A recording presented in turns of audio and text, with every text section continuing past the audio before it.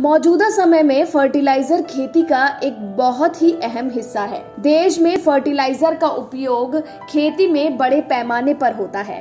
खेती में इसके उपयोग से ही इसकी महत्वता का अंदाजा लगाया जा सकता है। उच्च गुणवत्ता वाली फर्टिलाइजर को किसानों तक पहुंचाने में देश की फर्टिलाइजर कंपनियों का बहुत बड़ा योगदान है।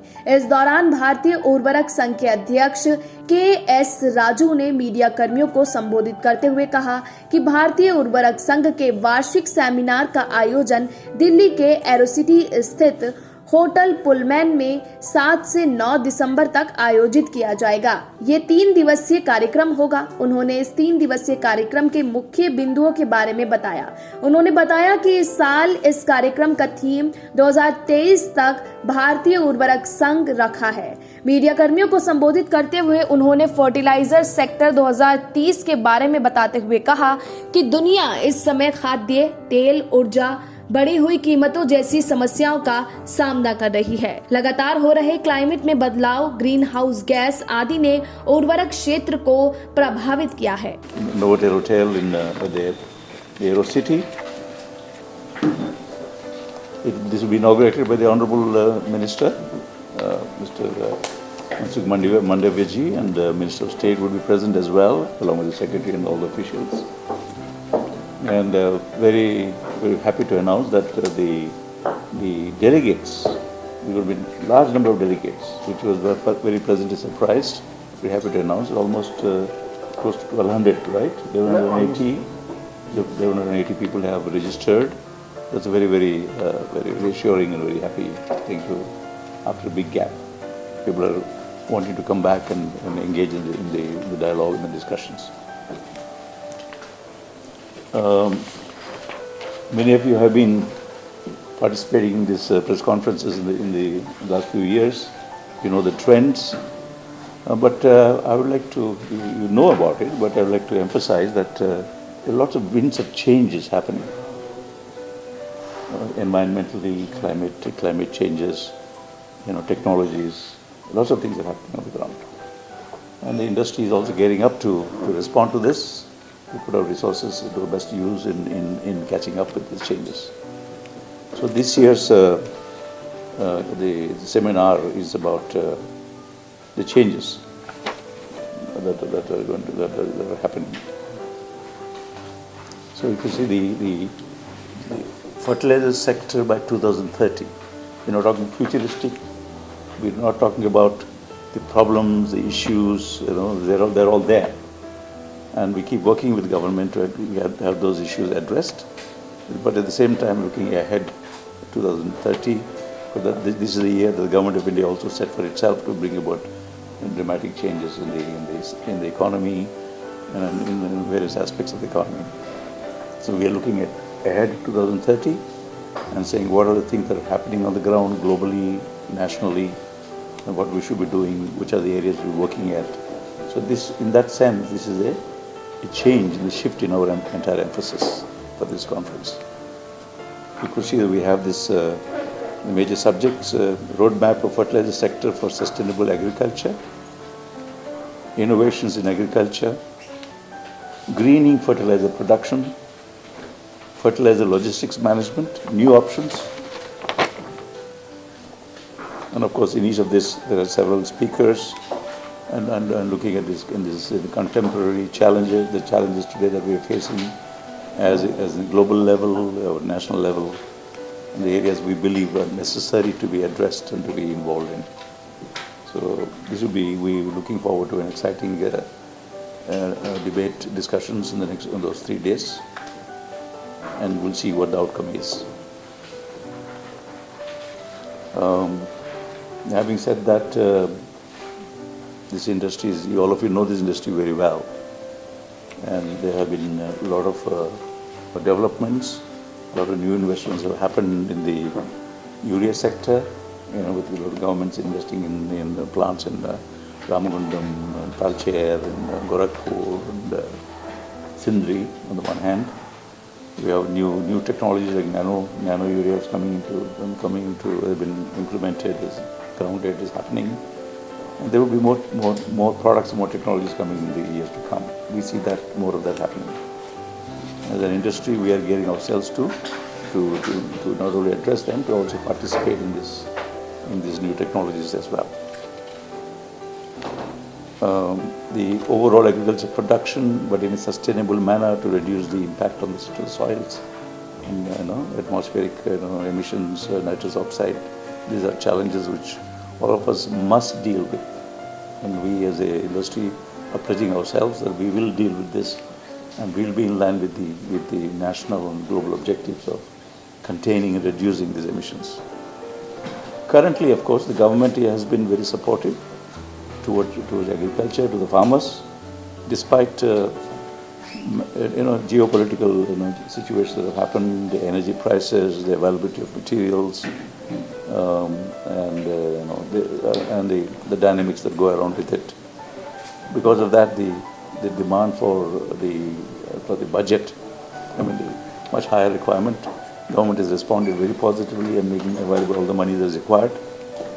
This year, we expect to see anywhere from 2,30,000 crores to 2,50,000 crores of budgetary support for the sector, and because of which the farmers have been able to be protected, and we believe that this trend will continue.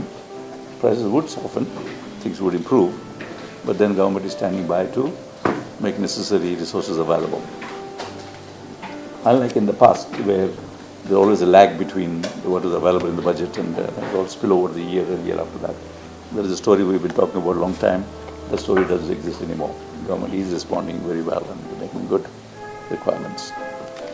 2,30,000 to 2,50,000 crores. We believe this will be in the range for this year. And as we project for next year as well, and we have given our indication requirement to the government is in turn discussing internally. But even if the budget doesn't provide as much as it would be this year, but they would make up as required, as they've done this year. The budget allocation was much lower, but as time went by, the demand for this expenditure has gone up. Government has responded with alacrity and making available all the resources. So there's a good coordination on this front, and that's a very good signal. That all of us, we're happy with it.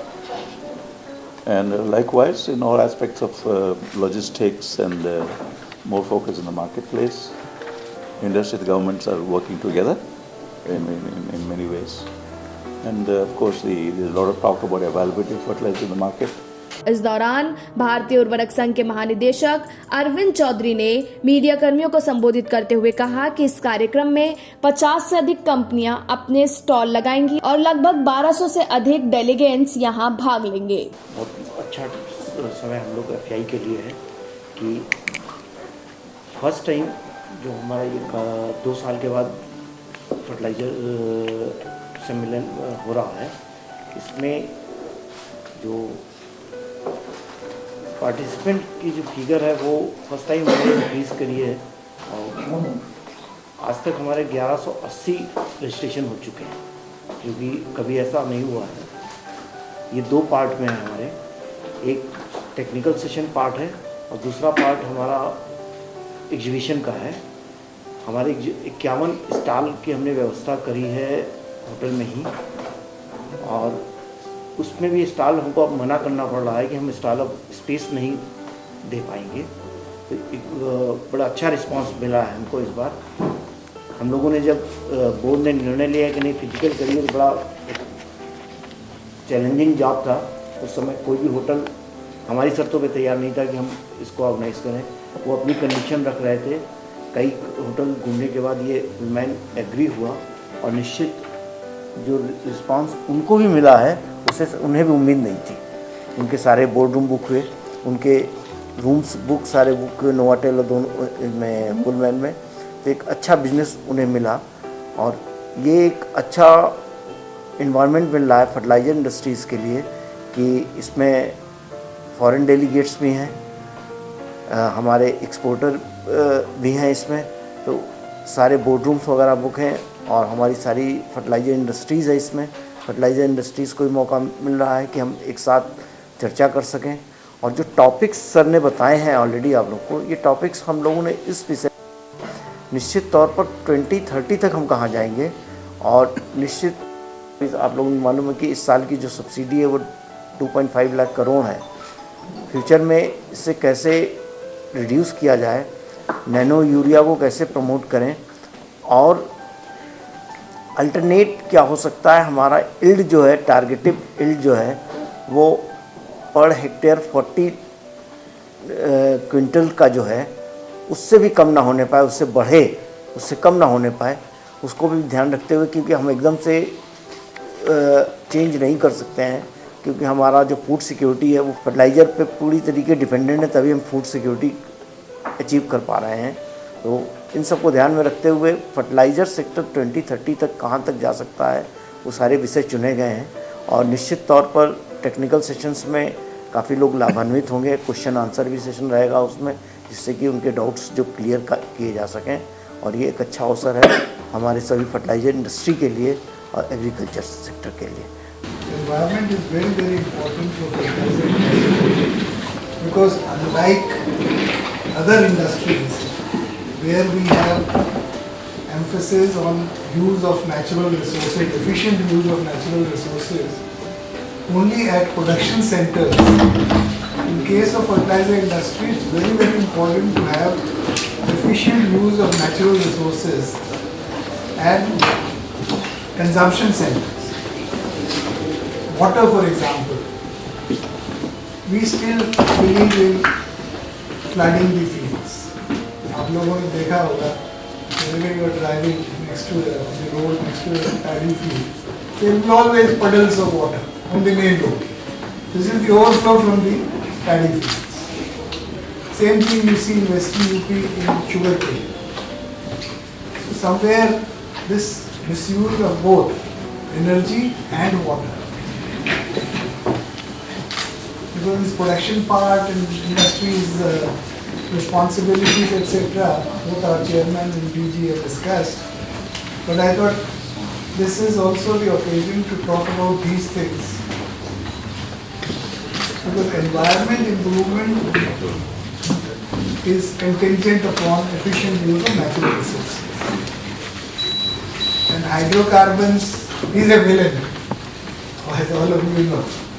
So whatever efficient use we can improve upon,